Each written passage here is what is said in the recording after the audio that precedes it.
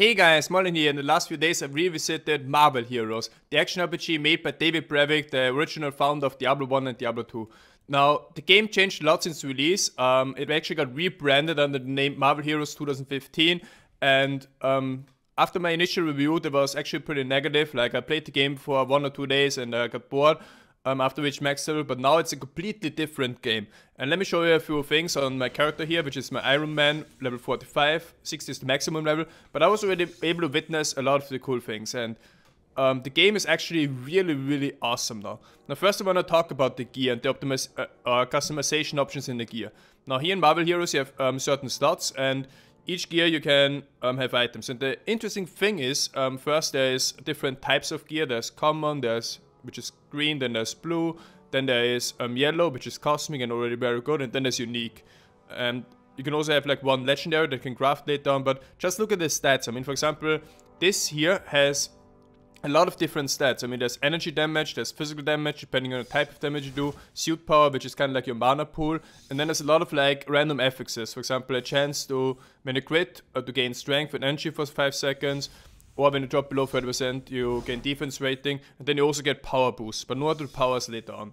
But you see, like, all of those things really have a lot of different stats, and the good thing is, for example, this one has minus 12% suit power cost on tech gadget powers. The good thing is that every time I find an item, I have to like think about, okay, is this actually an upgrade or not? And this makes it really close. I mean, so far, every time I find an item, for example, here, I found this, okay, this is more damage, but compared to mine, it's, for example, lacking 2 ranks to Unibeam, or it's lacking physical damage, and then I always have to decide, okay, what is actually better? The left one, the unique, the new item, or the right one I'm using right now, that has less damage overall, but it has +1 to all powers. Now this leads me to the next thing, but before I go to powers, I mean, you can also have rings, you can also have artifacts which have special bonuses. For example, this one has crit, hit rating and damage rating, and minus 10% for each defeat you have. So I think how it works is, if you die, then you actually lose 10% of the item. So the item becomes weaker and weaker the more you die.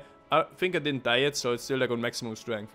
Then another artifact that I have with super and health.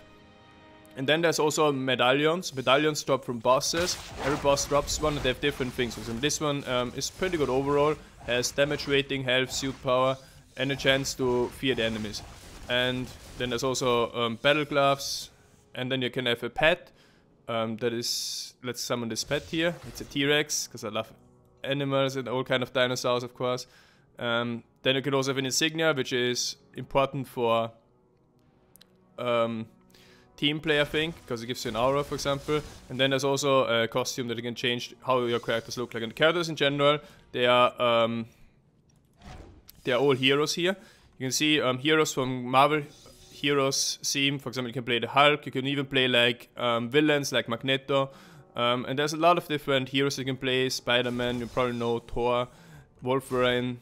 And yeah, now another question is like, how can you purchase the heroes? Do you need to spend money? And yeah, this here is credits. This is actually money currency, so you can buy heroes with that, but you don't need to. I mean, I've been playing the game for 2 days, and I got a currency named Eternity Splinters. So in 2 days, I gathered 460 Eternity Splinters, which you can use in the Eternity Splinter vendor to either buy a random hero or to buy, for example, you can buy a random hero for 175, so you could buy like 2 or 3 random heroes now. Or you can like choose a hero that you want. For example, if you really want to get a Cyclops, you can spend 4 of your Eternity Splinters for a Cyclops. So in a sense, it's like really free to play, because you can just buy everything that you want. But of course, if you want to get the stuff on a faster rate, you can also like spend some bucks on it. But I also know there's some people like who didn't spend a single cent on the game, who just played a lot but got all the heroes. But ultimately, you probably want to play like 2 or 3 heroes, experience the end game with that, and yeah, if you ever think about playing the game. The next thing is powers. Powers is kind of like the skill tree, you could say. Here you like invest in abilities that do damage. For example, my build right now has 2 main things. Now the first main thing is the main attack, which is continuous damage. You see rate 8 attacks per second, so it rates really, or it fires really fast. Does a lot of energy damage. And also gets 10% damage boost per toggle power. So I have also 3 auras. For example, this is an aura here. While toggle down increases my damage, but also suit power cost, so it comes at a disadvantage as well. Then this here is another aura, an armor that helps me survive.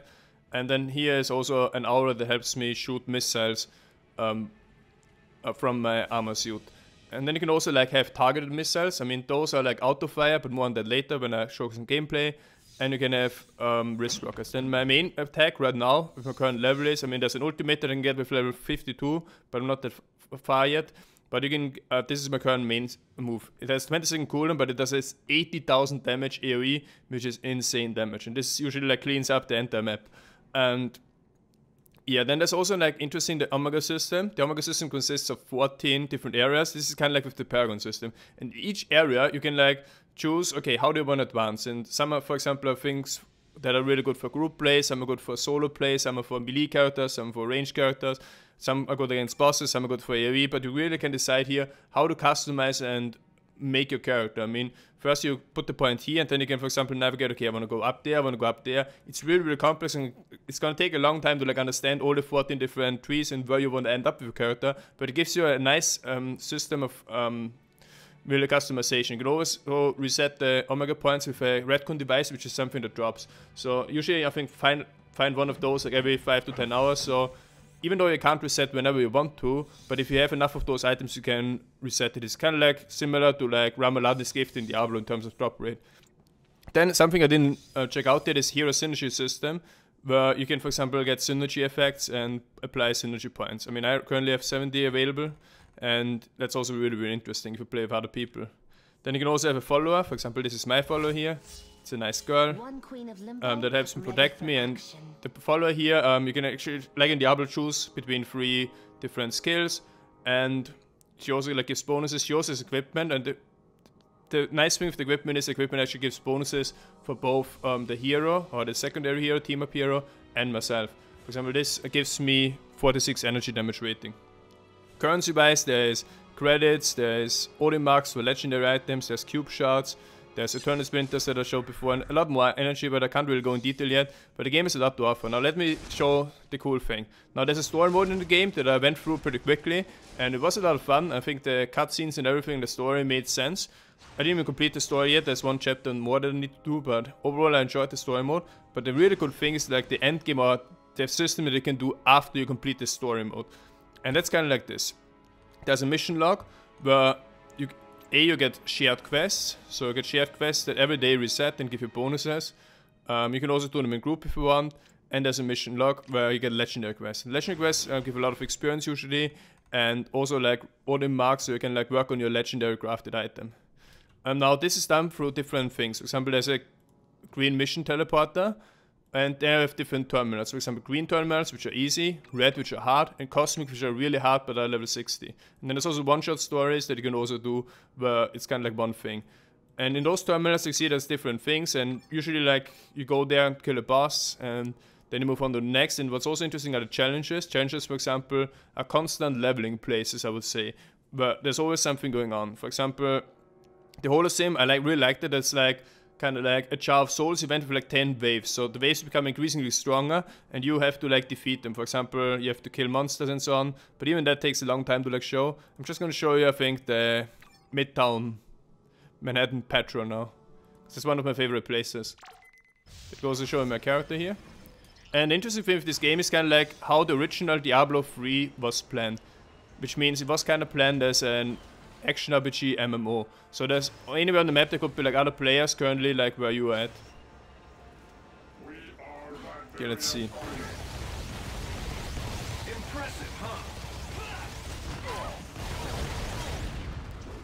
Fighting here. Then I can move. I can also fly with the Iron Man if I want to.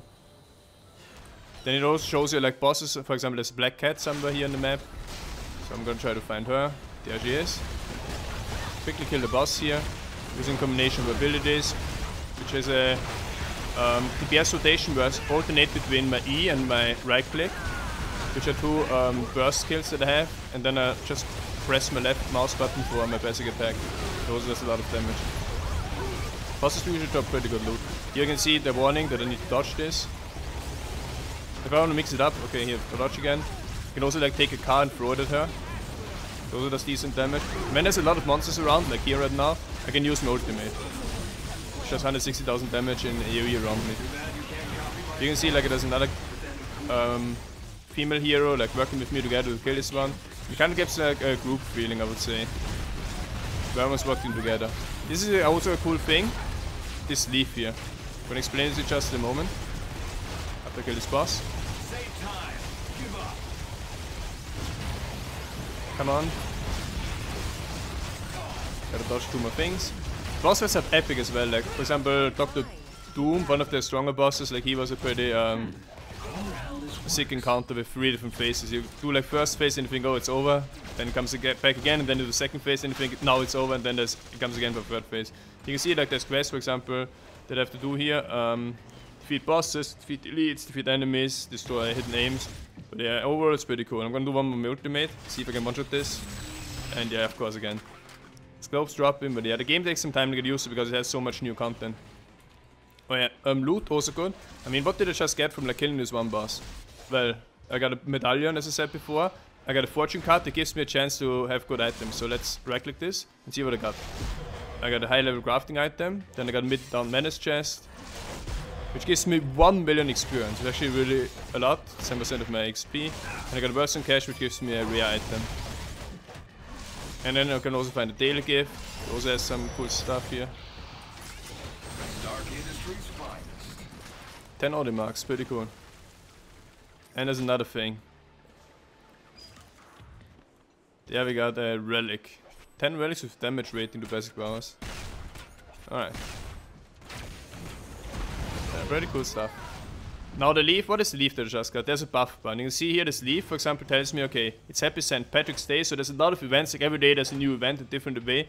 And this means that with this leaf buff, I have 30 minutes to kill a certain boss. In this case, the Juggernaut. So it makes me go back to this boss, and then the boss is gonna have bonus loot. And those are like just some of the basics of the game. Of course, there's a lot more content that I can't show here in a short video, but overall, like my impression of the game, like I'm really having fun playing it. I'm gonna play it again today, and yeah, I didn't expect it. I mean, the game actually got a lot better, and it's cool to see that the original creator of Diablo 1, Diablo 2 found like something else to do, found a new game where I can like implement some of the things that he actually planned for Diablo 3, but never made it to Diablo 3. And I think Diablo 3 could really learn from some of the systems that this game is using. I mean, even though this game is not in a fantasy setting, so it might not be that exciting for most of you, but still, like the game, I think there's a lot of things. For example, I like the fact that there's so many random things, that there's always events, that you like go from zone to zone, completing objectives after objective, and also that you can play with other players in an MMO setting, kind of like, but still like with Action RPG playstyle.